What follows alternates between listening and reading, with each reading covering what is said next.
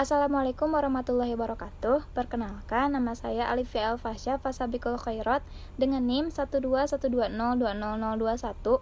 Pada kesempatan kali ini akan memaparkan mengenai pendidikan Islam sebagai tugas mata kuliah Ilmu Pendidikan Islam yang diampu oleh Ibu Dr. Hilda Eni Syifa SPD IMAG dan juga Ibu Siti Halimah MPD.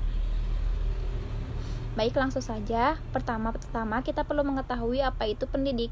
Dalam Undang-Undang Republik Indonesia Nomor 20 Tahun 2003 tentang Sistem Pendidikan Nasional, dijelaskan bahwa pendidik adalah tenaga kependidikan yang berkualifikasi sebagai guru, dosen, konselor, pamong belajar, wideiswara, tutor, instruktur, fasilitator, dan sebutan lain yang sesuai dengan kekhususannya, serta berpartisipasi dalam menyelenggarakan pendidikan. Sedangkan bila ditinjau dari perspektif Islam, pendidik ialah setiap orang dewasa yang karena kewajiban agamanya bertanggung jawab atas pendidikan dirinya dan orang lain. Dalam konsep Islam, pendidik memiliki peran yang sangat penting, diantaranya sebagai spiritual father yang memberikan nasihat yang baik kepada anak didiknya. Menurut Muhammad Fadil Ajamali, pendidik adalah orang yang mengarahkan manusia kepada kehidupan yang baik sehingga terangkat derajat kemanusiaannya sesuai dengan kemampuan dasar manusia.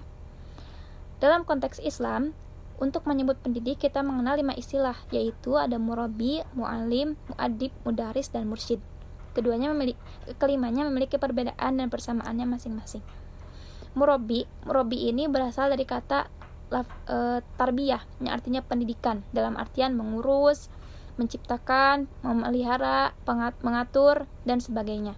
Sehingga murabbi adalah seseorang yang menjaga dan memelihara fitrah anak menjelang dewasa, mengembangkan seluruh potensi, mengarahkan seluruh fitrah menuju kesempurnaan dan melaksanakannya secara bertahap. Lalu yang kedua ada mu'alim. Mu'alim ini dari masdar ta'lim, yang hanya berarti pengajaran, jadi lebih sempit daripada pendidikan tadi. Dalam terjadinya proses pengajaran, menempatkan peserta didik pasif adanya. Sehingga maksudnya mu'alim ini adalah seseorang yang mentransfer ilmu atau hanya transfer of knowledge saja. Lalu yang ketiga ada mu'adib, artinya seseorang yang memiliki kedisiplinan kerja yang dilandasi dengan etika, moral, dan sikap yang santun, serta mampu menanamkannya kepada peserta didik melalui peneladanan dalam kehidupan. Maksudnya mu'adib adalah seseorang yang berintegritas dan menanamkan nilai-nilai akhlak dan budi pekerti ke dalam jiwa siswa sehingga menjadi pondasi moral yang kuat bagi anak hingga dewasa. Lalu yang keempat ada mudaris. Mudaris ini dari kata darosa. Masdar dari darosa ini durusan, yang artinya hilang, hapus, buruk.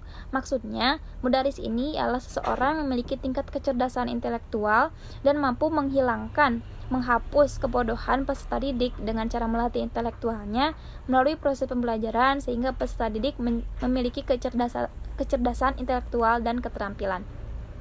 Lalu yang kelima ada mursyid, berasal dari kata irsyada yang memberi petunjuk, yang artinya memberi petunjuk atau ajar. Sehingga mursyid berarti seseorang yang ahli dalam memberikan petunjuk atau ajar, terutama dalam bidang spiritual yang mana digunakan dalam istilah para sufi. Lalu selanjutnya kita perlu mengetahui apa saja syarat pendidikan Islam.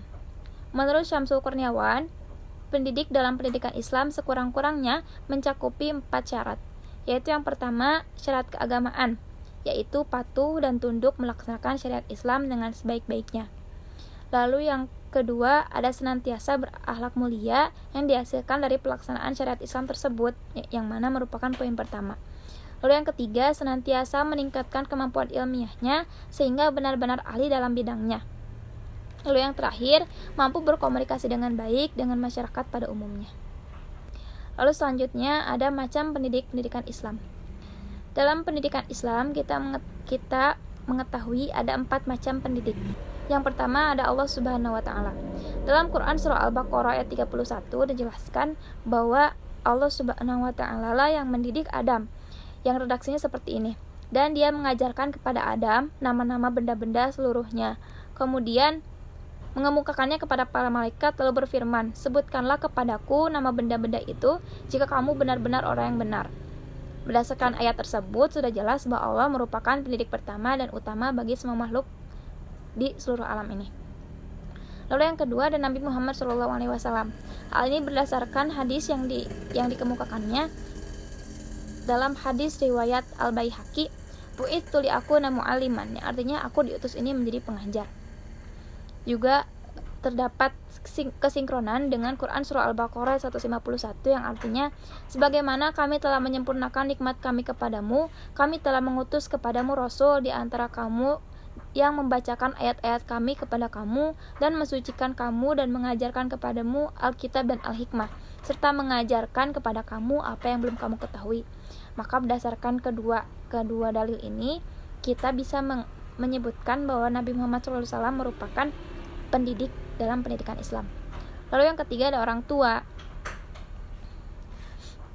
Setiap orang tua memiliki tugas penting untuk memberikan pendidikan kepada anaknya. Terdapat dalam Quran Surah At-Tahrim ayat 6 yang artinya, hai orang-orang yang beriman, peliharalah dirimu dan keluargamu dari api neraka yang bahan bakarnya adalah manusia dan batu. Penjaganya malaikat-malaikat yang kasar, keras, dan tidak mendurhakai Allah terhadap apa yang diperintahkannya kepada mereka dan selalu mengajarkan apa yang diperintahkan. Orang tua adalah orang yang paling berjasa bagi setiap anak, karena dari awal kelahirannya setiap anak melibatkan peran penting dari orang tuanya. Orang tua menjadi sosok yang utama, selain mempunyai tanggung jawab dari agama, juga mempunyai kewajiban untuk menjadikan anak mereka memiliki masa depan yang gemilang. Maka dari itu orang tua tentu bertugas menjadi pendidik bagi seorang anak. Lalu yang terakhir ada pendidik. Pendidik di sini maksudnya ialah tenaga didik, yang mana seperti guru, ustadz, dan sebagainya. Pendidik ini ada dikarenakan untuk memudahkan tugas orang tua dalam mendidik anaknya. Mungkin cukup sekian dari saya. Terima kasih atas perhatiannya. Wassalamualaikum warahmatullahi wabarakatuh.